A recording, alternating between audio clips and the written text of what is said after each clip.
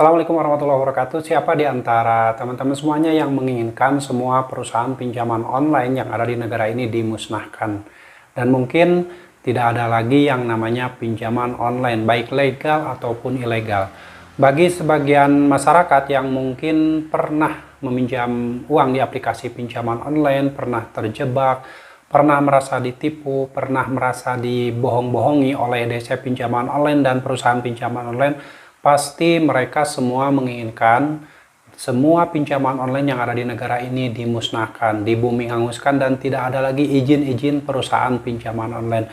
Tetapi mungkin lain halnya dengan orang-orang yang belum pernah mengenal pinjaman online, orang-orang yang masih menginginkan pinjaman online ada di negara ini. Pasti mereka tidak mau jika pinjolnya dimusnahkan, karena mungkin di saat membutuhkan sebuah dana darurat, mereka pasti memilih pinjaman online. Karena pinjaman online itu boleh dibilang pencairannya cukup cepat sekali. Ada yang 5 menit dari pengajuan itu sudah langsung dicairkan. Ada yang paling telat itu paling 1 jam setelah pengajuan sudah dicairkan.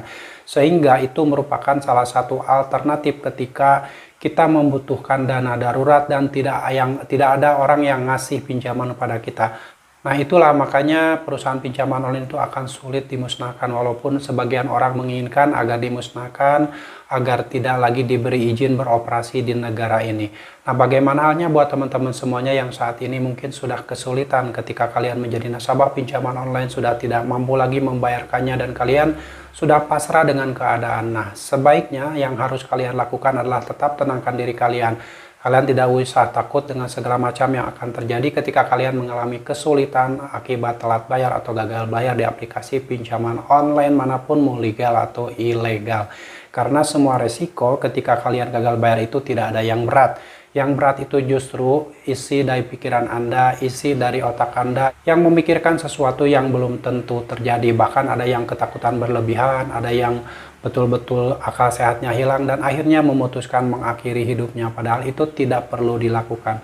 Setiap kita mengalami gagal bayar di pinjaman online itu ada resiko yang sudah tertulis, dan mungkin ada yang data-datanya di blacklist, skor kreditnya bermasalah, dan juga ada data-datanya yang dilaporkan ke SLIK OJK.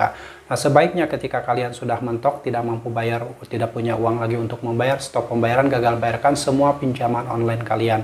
Biarlah semua pinjaman online itu bangkrut dan tidak ada lagi di negara ini, karena itu adalah mungkin keinginan sebagian orang yang saat ini mungkin sedang kesulitan ekonomi, pernah dicaci maki, pernah dihina-hina oleh DC pinjaman online. Tetapi pada faktanya memang kehadiran pinjaman online di masyarakat ini bagi orang-orang yang literasinya rendah ini akan sangat berbahaya sekali. Banyak orang yang akan berpotensi terjerat dan terlilit hutang di pinjaman online.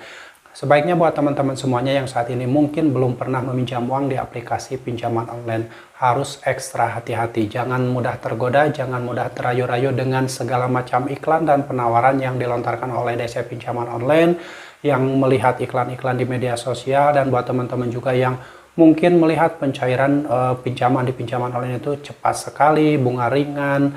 Dan kalau misalkan kalian yang belum pernah meminjam uang di aplikasi pinjaman online, sebaiknya berhati-hati karena banyak sekali jebakan dan jeratan yang akan kemungkinan menjerat kalian ke dalam lingkaran hutang dan mungkin kalian tidak akan pernah bisa melunasinya. Itulah bahaya pinjaman online. Dan sebaiknya dari sekarang buat teman-teman yang ingin pinjaman online ini dimusnahkan, silahkan tuliskan di kolom komentar dan ketikan apa alasannya. Dan kita berdoa saja semua pinjaman online di negara ini segera dimusnahkan dan tidak akan ada lagi yang namanya pinjaman online, yang namanya rentenir digital.